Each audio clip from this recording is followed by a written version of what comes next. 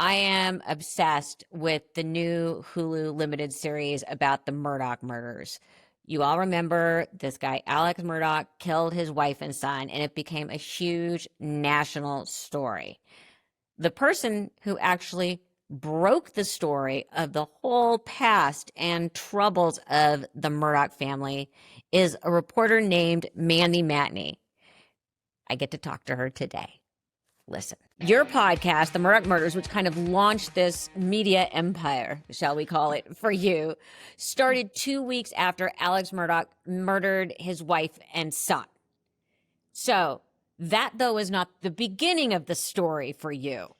Yes. You started as an intrepid reporter covering this boating accident, and realized there was something else.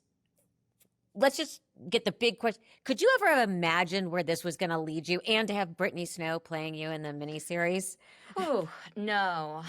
And honestly, I always have a hard time. I have trouble with doing these interviews, and people will say, like, summarize what you did or summarize the story. Like, that's the first question. And I'm like, Yeah, I don't even know where to start. There is no summarizing it. No, there isn't. It's just like, I'm like, I have over 90 episodes of Murdaugh Murders podcast, and then it kept going on after that. To answer your question, I was a local reporter at a newspaper in Hilton Head, South Carolina in 2019 when I first heard of the infamous now boat crash. And one of the first things me and my reporting partner Liz heard that day, that morning of, that I'll never forget, is we got several tips from people saying the driver is from a family of powerful lawyers, and if you guys don't cover this, they will cover it up and it will go away. So something inside of me was just kind of like, I'm gonna be on this. And I always was a true crime junkie. Me too. Watch like Dateline with my mom as a child. By the way, you know that you can get like every episode ever of Dateline on Peacock. Yeah. Oh yeah. I fall asleep to it. By the way, me too. So does Britney Snow. And so did my mother. Like that and Forensic Files. Right. I love Forensic Files too. There's something just calming, I don't know, about true crime. I've always been interested in it. I've always also been interested in the journalism of it. I was super excited when true crime podcasts started to come out, like in 2015-ish. I started listening to Serial. I loved Serial, and that was like my first. And I remember hearing Serial for the first time and saying, like, I want to do this. I want to find a story that I can do this with. I love that Sarah Koenig, the journalist in Serial, instead of telling you the beginning, middle, and end of a murder, she walked you through the investigation. And it kind of like opened my world up into storytelling for true crime. And then this boat crash happened in 2019, and I just became obsessed. My now husband and I were just starting to date at the time, and he knew how obsessed I was over it, and he would always have a million questions for me. And I will never forget one day I come home and he surprised me with what I call a murder board. One of those. It's funny though, because my husband, and he's obsessed with true crime also, got me one of those like murder packets, like figure it out as you go gifts. That was one of my Christmas gifts last year. They come in the envelope and you're supposed to figure the whole thing out. So you and I, like, we get this. I get you. Right. Yeah. And when you find a man that's like encouraging of your hobby, and that's what David was. He was encouraging of it. He didn't call me silly or anything. He kept, like, I would come home and be like, I found this other crazy thing out. I found this out, and I was basically investigating this family for 2 years. Um, a lot in my free time. Like, I was just obsessed with finding everything that I could out about this boat crash and about the deaths connected to the Murdaughs, the history of the Murdaugh family. And weirdly enough, I was in Puerto Rico in 2021 celebrating my engagement with my sweet husband, who also now does podcasting with me and owns Luna Shark Media with me. We were celebrating our engagement, and I woke up to 100 text messages saying, Maggie and Paul have been murdered. You got to get home. And it was just the weirdest feeling in the world because I knew so much about this family, and I always imagined something else bad was going to happen with the Murdaugh family, but never that in a million years. So, yeah. So let's walk back. The Yeah. boat crash happens, you become completely obsessed with it, and you start investigating the family. Tell people who, for those six of us that don't know, who the Murdaughs were and why they wielded so much power in that particular area of the South. Yeah. So the Murdaughs were a legal dynasty on both sides of the law, both civil and criminal. They, for nearly 100 years in a 5-county region where I still live, that we refer to as the Lowcountry, they were in the position of solicitor, which means that they were basically three different Murdaughs basically were DAs for almost 100 years. So if you picture one family basically deciding who gets to go to jail, who gets punished for their crimes, and who doesn't in a whole region, that's a lot of power. And then on top of that, they started the Murdaugh law firm that later became known as PMPED in the early 1900s, and that law firm was known for just big, ginormous payouts from companies. So they ran things here in the Low Country, and people were terrified of them. When I first started investigating the boat crash, I honestly started to get a lot of tips from like online fishing, anonymous little network. There's like fishing and hunting people have online little networks I didn't know about. Um, just started kind of poking around, and just a lot of people said the same thing, which was everybody is in fear of this family. They have ran things for so long. They are so corrupt, and Paul Murdaugh is out of control. And if he isn't held accountable for this, who knows what is going to happen. And all of those things just kind of, I felt like I was living like a real life mystery novel, trying to sort fact from fiction. And people also were scared to say the name over the phone. I had to meet people in coffee shops. It was weird. I had never come across anything like that in my journalistic career. So I, again, just kind of latched on and kept digging. You eventually got law enforcement and people to talk to you. How did you do that? Who was the first one that trusted you that then allowed all the others who started to talk to you follow?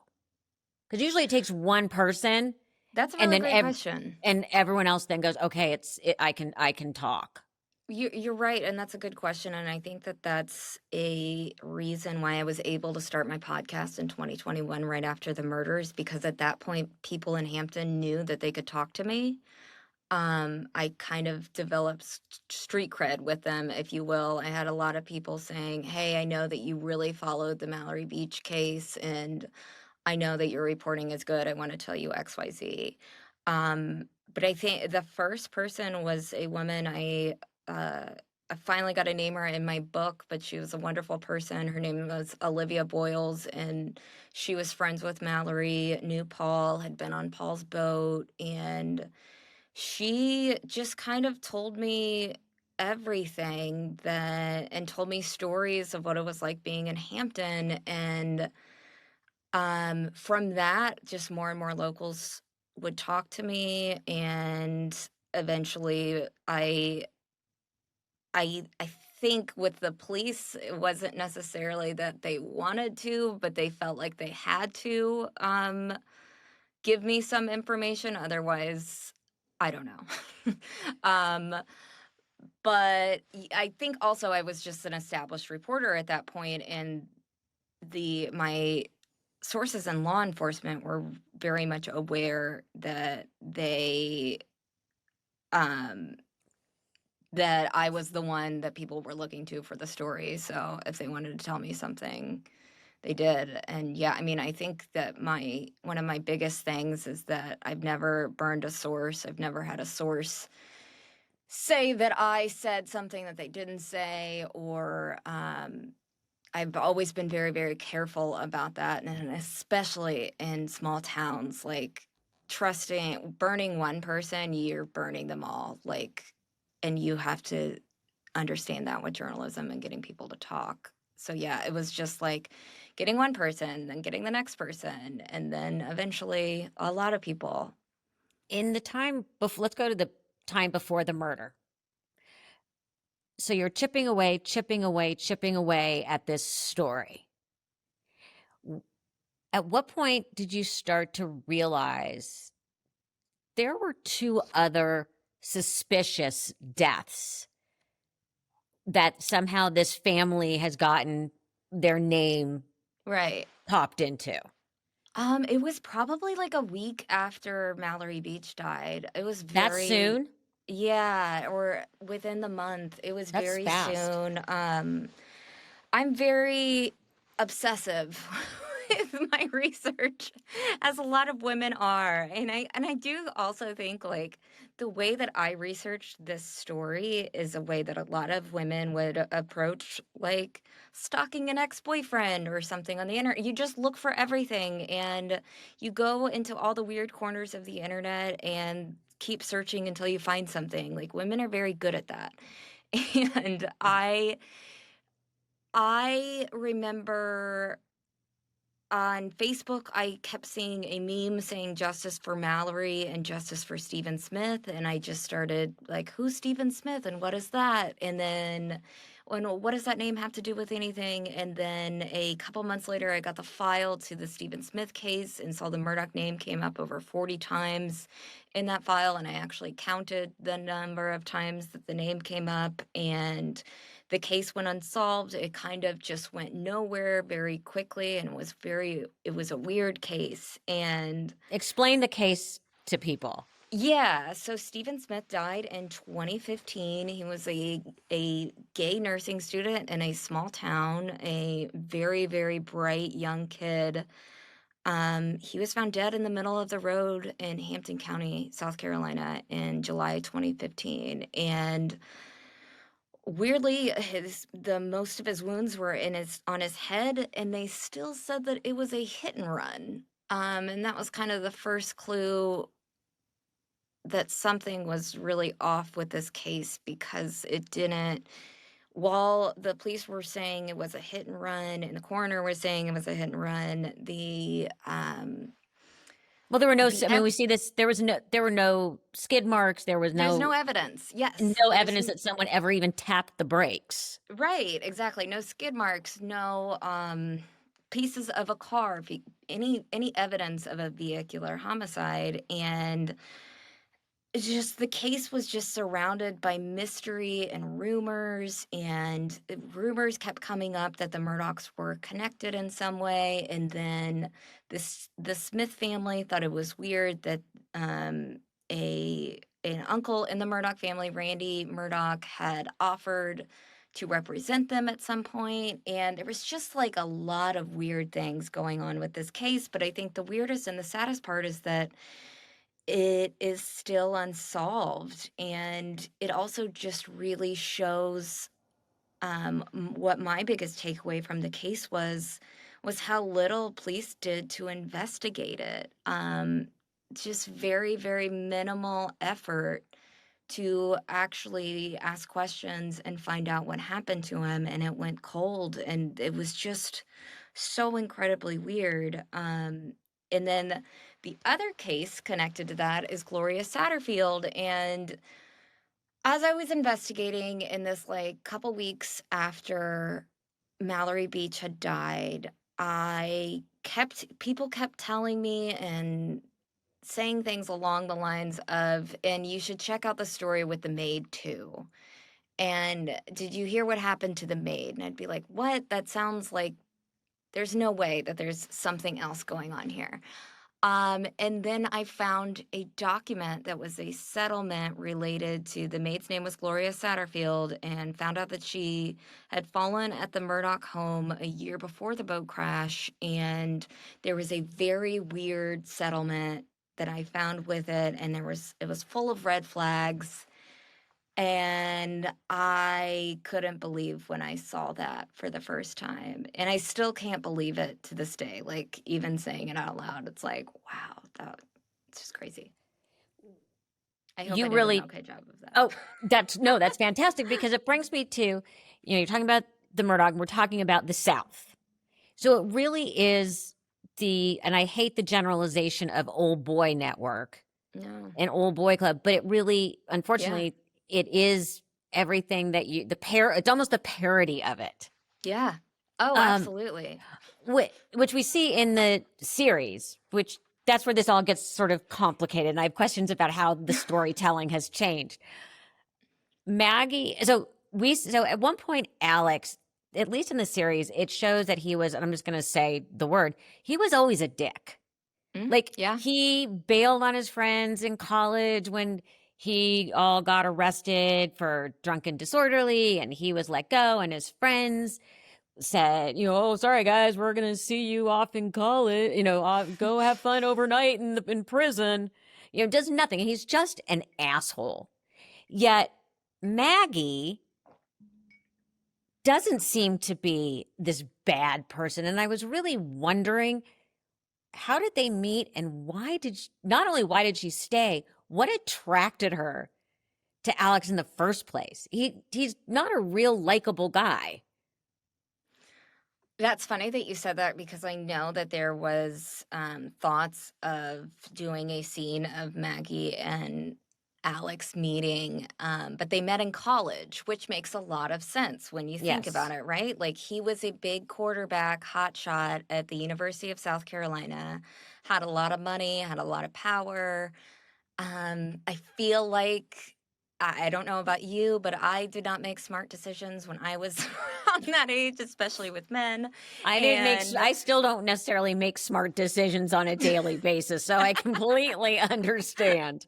right, I mean, but I think, uh, thinking about it in that way of being a young college girl, and he was extremely charming, and the show does a great job of showing people that, and not just he wasn't just this monster asshole all the time. He could be charming. And I think it also really shows a relationship of coercive control, where Alex really controlled all aspects of Maggie, and Maggie, like, built her entire life around this man. And what a cautionary tale that is, when you build your life around a dangerous person who does not care about you. And I hope that people see that and understand that through the series. With Maggie, I just think it's just a it's just a tragedy,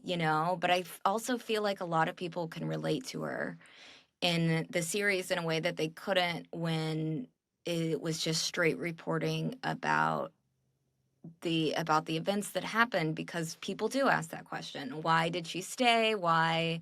What about this guy? But I could totally see being 20 years old and finding him charming and then just getting sucked into this world that you can't get out of. You brought up the difference of how people are portrayed and a little bit of the timeline difference in the series versus the podcast, which is still crazy to me that you were actually doing it in real time. First of all, the series is phenomenal. Thank you. Did you, what was your reaction when A, someone came and said, we want to do this, and B, then find out who the cast is? I mean, it's a powerhouse cast. And like Brittany Snow playing you. I mean, that's so awesome. But how did this all start? Yeah, it actually started in 2021. The Murdaugh Murders podcast had been around for a couple months, and spoiler alert in the story, but another crazy turn happened as I was reporting all of this stuff live. Um, Alex Murdaugh decided to fake a roadside shooting and fake a suicide attempt in September of 2021. Yeah, so in the middle of this crazy murder investigation and all of this millions of dollars are missing and all of these things are happening constantly, that happens and just kind of throws a wrench in the whole thing, right? And like everybody's like, whoa, what is going on in with this family? People were watching it before, but then they really started watching it then. I mean, it became a big national story. Right. I'll never forget in September of 2021 how weird it was for me to look at my phone and get a notification from the New York Times where Alex Murdaugh's name was in the headline. Like, people should know that, you know what I mean? Yeah. It was like, oh, wow, the New York Times is just naming Yeah. Alex Murdaugh. Like, this is so insane. But in 2021, there were a lot of people in Hollywood who wanted their hands on the story and wanted to make this into a series or a movie. And my husband was smart enough. I didn't want anything to do with it at first. It was just like, I just kind of want to focus and do my own thing. And my husband was like, we should take these meetings and just see what these people have to say. And we took a lot of meetings, and a lot of them were just ick. Like, a lot of the people, you could just tell they didn't care about the story. They didn't care about the victims involved. They just didn't. I just didn't get good vibes. And then I met Erin Lee Carr, who I was a huge fan of from her documentaries. We were connected through an agent in 2021, and we originally started talking about doing a documentary, but Aaron got the idea of making it a scripted series. And it wasn't really so much that I wanted this to be a scripted show or series or movie or anything, but I wanted to work with Aaron. I knew whatever Aaron would do with this story, saga, whatever it is, that she would be great at it. So from there, and then I met Michael D. Fuller, who is our showrunner, and he's from South Carolina, which, as we were saying, knowing the South and understanding all of the weird stuff that happens here Well, because is the South is really a character in yes. story. Right. It was important to me that we would be working with somebody who understood that and that we didn't constantly have to be like, people are going to, like Right. with accents and the way that people dress, you can do the South very offensively and very in a way that makes people angry. And I knew with Michael and Aaron that they would really be careful with the story and treat the victims in the best way possible and tell the story in the best way possible. So that was a long time ago, 4 years ago. Welcome to Um, Hollywood. yeah, yeah, 4 years ago. And then we went through the Hollywood of like, maybe a year later, they said it was greenlit, but not really greenlit. You know what I mean? Like, Yeah. Oh, yeah. you see like a Deadline article about it, and it's like, cool, I'm not really sure what that means. And then really, it wasn't until last fall when Patricia Arquette signed on that we were like, greenlit, greenlit. It's actually happening. So I couldn't believe it because Aaron told me the entire time, like every step of the way that we made it, Aaron was like, okay, just to let you know, like very few people get here and like it's really great that they're interested, but like who knows what's going to happen. We're going to do our best. So I just always took it as like whatever happens is great. I'm so glad that I chose the people that I work with, but I'm not going to like I'm not going to pump myself up about something until it's actually real and happening. And then at the beginning of this year, Aaron called me and said, "Have you heard of someone named Brittany Snow?" And I was like, "Have I heard of her? I love her. I'm a millennial. I've been watching her since I was basically a child, and I love her. What do you mean? What?" And she was interested in playing me, which I found fascinating. And I'll never forget, Aaron was like, and she like really knows your podcast. Like she's a big fan. And I was just absolutely blown away and speechless and couldn't believe it. So to answer that in a short way, couldn't believe it. You're a journalists are storytellers. And throughout this whole Murdaugh saga, you have been the primary nonfiction storyteller. Now that you're asked to tell the story in a fictional way, but not a fictional way. And there's a disclaimer at the beginning of every episode because obviously people were not there for the conversations. Yeah. How did you start to get your head around how are we going to tell this story, keep the truth in place, yet make it have an arc that people can follow? Because in the series, when it starts, Gloria, Go-Go, the housekeeper, is still alive after the boat accident. So, and Paul really, at least for me, becomes this tragic character. Yeah. That, I mean, the actors does such an amazing job where you actually feel horribly for this kid who in the meantime has murdered someone unintentionally, yet your heart breaks for him. Yeah. How did you start to get your head around and start to get the pieces in place that does justice to the story, yet still makes it compelling television and storytelling when you come from just the facts man? Yeah. Well, space? I'll be honest, like I can't take too much credit. All of that is Michael D. Fuller and Aaron Lee Carr. I was lucky enough. I knew when we were deciding who to go with for a project like this, I knew that like trusting that person would be incredibly important. And also, I'm like, as you said, I'm a journalist and a storyteller, but I know how to tell stories through podcasts and through written words, but not on television. That's a totally different ball game and a totally different way to do things. So I was just very lucky, and I thank my lucky stars every day that I was able to develop a relationship with Aaron and Michael for those 4 years where we were just kind of waiting to really we talked a lot about the story and also what was going on in our own lives and things, and became close with both of them to the point where I was able to trust them when they got to the writing room. I didn't feel like I had to be hands-on and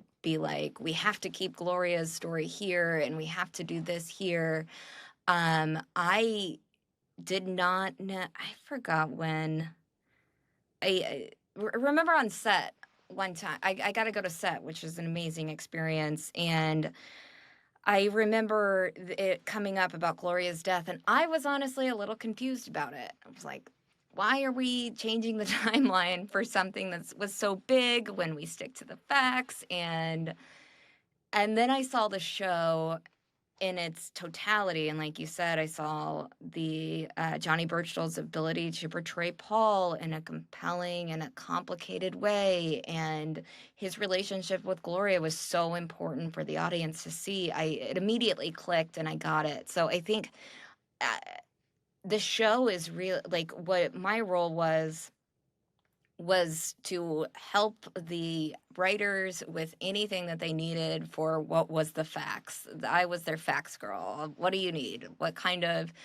cereal does Alex Murdaugh eat for breakfast? What cigarettes does Paul Murdaugh smoke?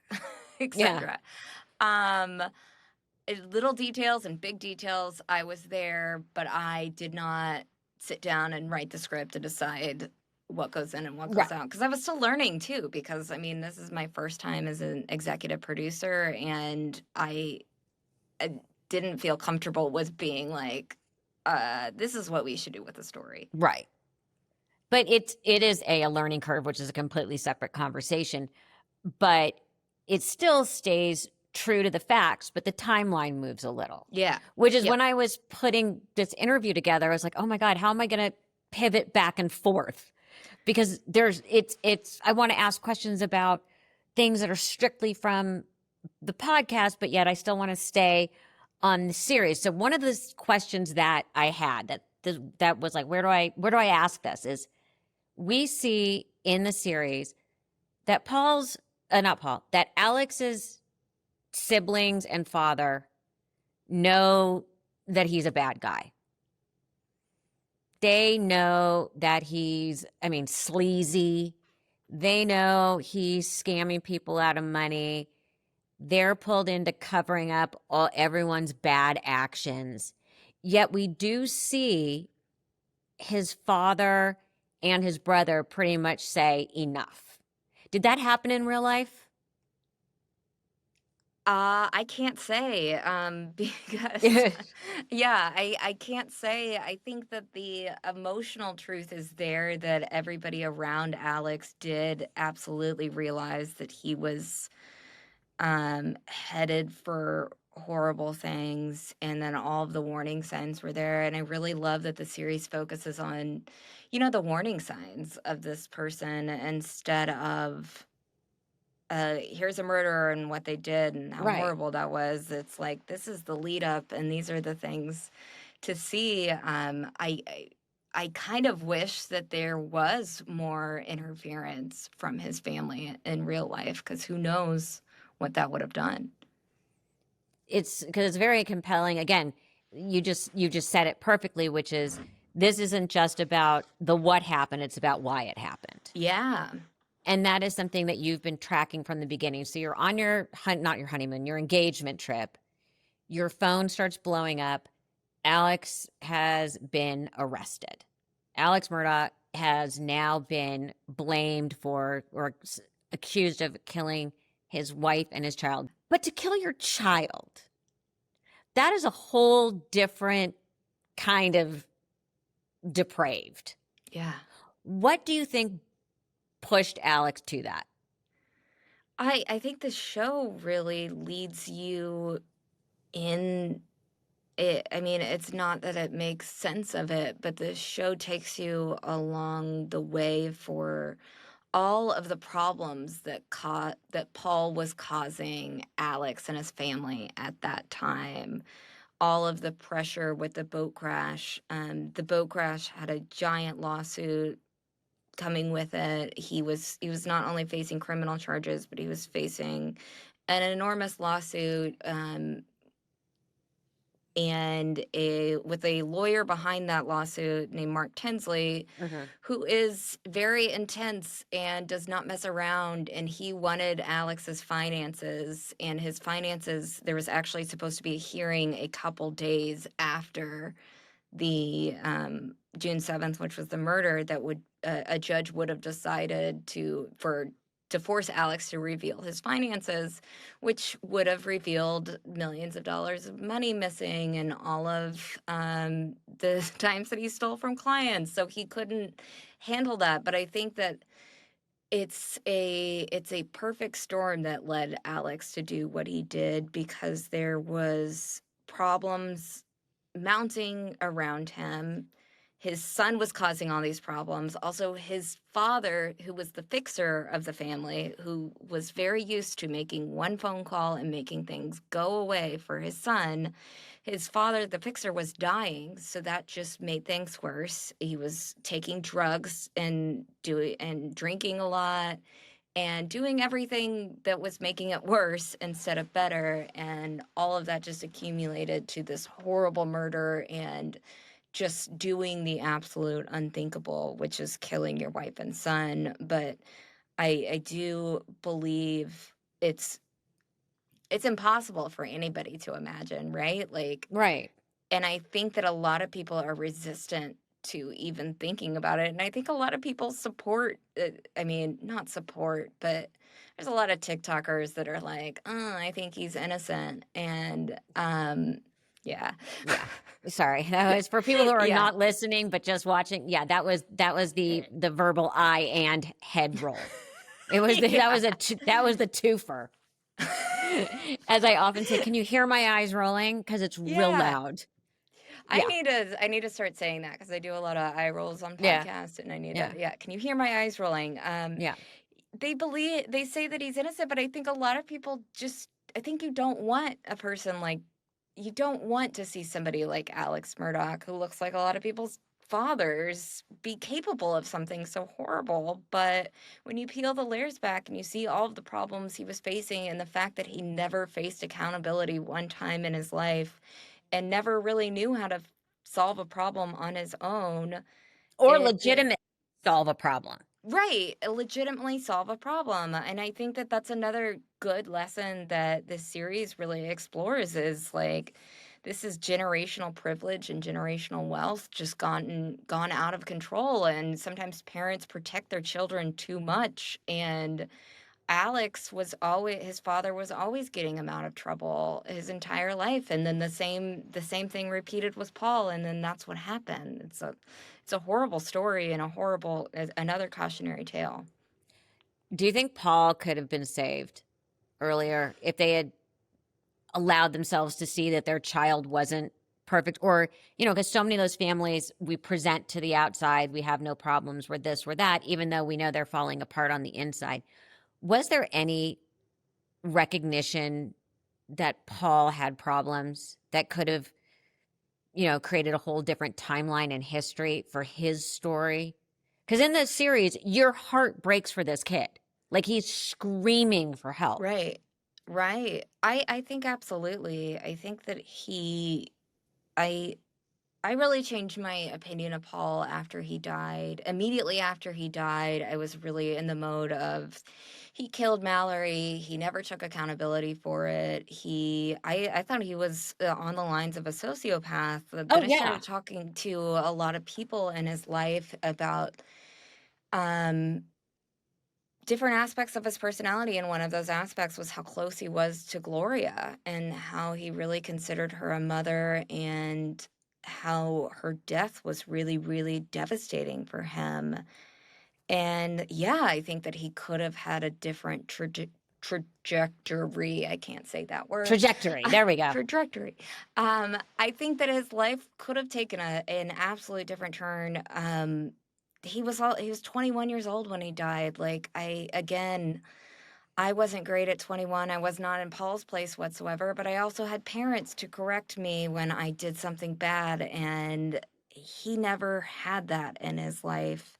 So it's really, really hard to say, but I did speak with several of his friends that believed that he would have taken accountability for the boat crash had his parents allowed him. And I I I think that that's absolutely possible. That's tragic. Then Yeah. there's Buster, the one lone survivor of all of this. Where is Buster and what is he doing? Because in the show, we see he's going to go to law school. I believe that in real time, he did go to law school.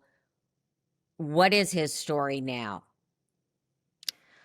Well, it's funny you say that because he lives not too far from me in real life.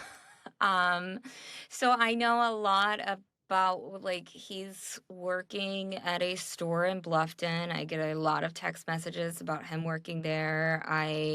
He got married earlier this year. I think he's trying to remove himself from a lot of this.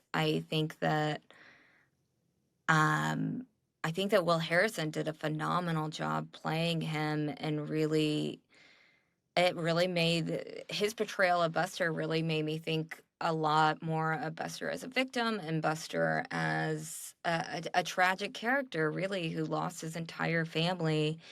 And I just hope that during the trial and right after the trial, he was very resistant to believing that his father was capable of doing this. And I just, I can't imagine what that's like. But I hope that he comes to realize the truth. How are Mallory's parents doing? Because they're a big through line Yeah, of your story personally and the series. yeah. How are They're they? they're doing great. They actually have 3 grandbabies now, and Savannah, Mallory's sister, I am friends with her on social media and love seeing pictures of her little kids. I think that they have found have finally found light at the end of the tunnel, and they have fought so hard in different lawsuits for accountability in Mallory's case. And I'm really, really grateful at the end of the day that the fact that they decided to sue the Murdaughs back in 2019 was a very brave and incredible move. Especially they're from Hampton. They're from the heart of where this is at, the heart of Murdaugh country. And for them to do that was so brave and just set forth a series of actions toward accountability for the Murdochs, and we are all so grateful for the Oh, Beaches. They're awesome they're people. they're the heroes. Yeah, absolutely. What story is intriguing you now? Oh, like a true crime story. Just what Um, what is intriguing you now? What are you watching? What are you looking going, "Oh, this might be an interesting oh, podcast." okay. But what are So you I have a watching? Because we have so many docs out there and true crime things out there. What are you watching? I watch everything, like every true crime Me too. doc that comes out. Me What was too. that neighbor one? Oh yeah, I have that's like next up for us. Love Thy Neighbor or The Perfect Neighbor. The Perfect Neighbor. That was insane. I still have a podcast. Liz Farrell and I still have a podcast called True Sunlight now, and we decided to make that because we wanted it to be kind of the opposite of true crime, more about justice and accountability, not about like the murders and highlighting the people that kill them, but giving a voice to the victims. We are currently working on several cases. We cannot get out of South Carolina for the life of us. Um, like this morning, a deputy who was about a month ago, a video went viral of a deputy, an unhinged drunk deputy in Beaufort County, pretty much down the street from me, pointed a gun at a bunch of teenagers and held them at gunpoint and was cursing at them just for walking on his street, and it was just out of control. So I was on that story for about a month, Are and you they ever finally. scared? Are you ever like, I really do, even though I'm a folk hero in this geographical area in a way. Yeah. Yeah, I'm gonna make sure that I have secured parking. Oh, absolutely. Like, security is huge for me. My husband is very big on we have lots of security cameras, lots of plans of action. Thankfully, we live next to a good deputy, so that's a good form of security as well. And we really love our neighbors and where we live. But yeah, I was scared for years, terrified. But I think that that's kind of the beauty of this story is that I was taught to just face that fear and keep going and also show other people like just because you're scared of something like we were saying, so this deputy who I have been advocating for him to be arrested and held accountable for holding these kids at gunpoint, and it was a very, very scary situation where I'm just very thankful that no kids were hurt. But at the same time, I when I call these things out online and on my podcast, yeah, I do think like this guy like lives this is basically down the street from me. I'm not calling somebody out from another planet or another country. This is somebody who I could run into at dinner, but I just always stick to it's the right thing to do, you know. If I don't do it, who else will? Murdaugh, Death in the Family, now streaming only on Hulu. And Mandy hosts podcasts True Sunlight and Cup of Justice, as well, still, as the official Murdaugh, Death in the Family companion podcast for the series. Mandy, oh my God. Like, I feel like you and I like watch the same things, which always makes me Yeah, we should feel chat so again. bonded. We should, the podcast is great. The series is great. Thank you so much. Thank you. And I also wanted to say my reporting partner, Liz Farrell, absolutely loves your mother. Loved. Oh. She was like, a lot of the jokes that I've written on our podcast, she's very funny and true crime and writes a lot of jokes. And she was like, I give that to Joan Rivers. Like, she really set my tone for comedy and being funny and being a strong woman. So Well, we just literally, want to say we appreciate your mother. little did you know that one of my mother's most like fangirl moments was when she met Anne Rule. She That's so almost funny. lost Oh my it. gosh. Oh my gosh. That's so funny. Oh yeah. Thank you so Thank you so much. much. This was awesome.